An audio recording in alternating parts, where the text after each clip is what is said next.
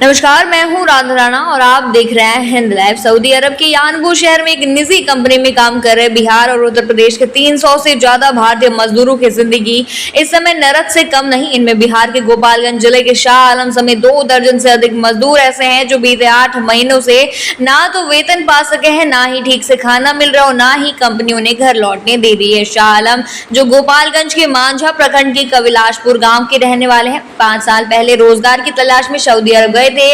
उन्होंने कुछ पैसे जोड़कर अपने गांव में घर बनवाया और परिवार को बेहतर जिंदगी देने का सपना संजोया, लेकिन अब वही सपना एक कड़वा दुस्वप्न बन चुका है। 8 महीने से वेतन बंद है, खाना सिर्फ चावल दाल मिल रहा है और कंपनी छुट्टी तक नहीं दे रही। इतने समय से घर से दूर रहे इन मजदूरों का धैर्य अब जवाब दे चुका है। शाह आलम की शादी इस साल ईद के बाद होनी थी, लेकिन हालात ने उसे भी टाल दिया।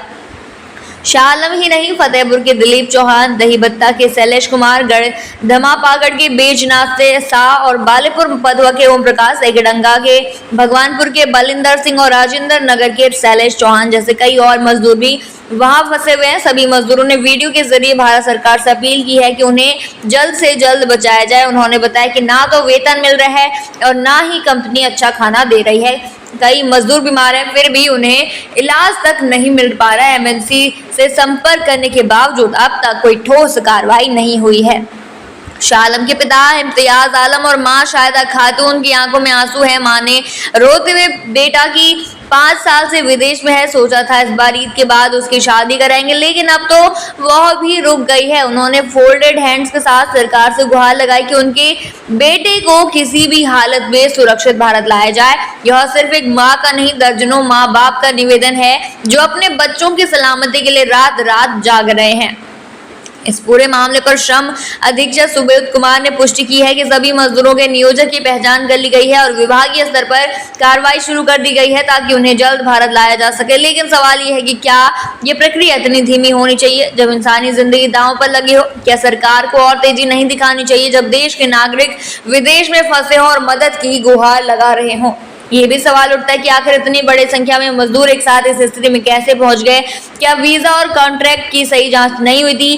क्या एजेंसियों की कोई जिम्मेदारी नहीं बनती? और सबसे अहम, क्या हमारी सरकारें ऐसे मामलों में सिर्फ बयानबाजी करेंगी या वाकई ठोस कदम भी उठाएंगी?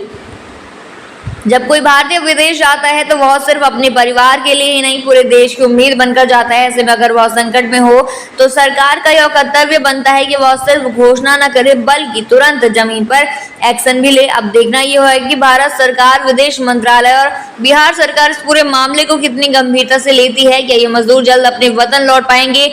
क्या शाह आलम की शादी फिर से तय होगी? क्या माँ बाप अपने बच्चों को गले लगा सकेंगे या ये दर्द लंबा खिंच जाएगा? आप क्या सोचते हैं इस मुद्दे पर? हमें कमेंट बॉक्स में जरूर बताइए और बने रहिए हिंद लाइव के साथ। साथ ही चैनल को सब्सक्राइब करना न भूलें और हमारी फेसबुक और वेबसाइट के साथ भी जरूर जुड़ें।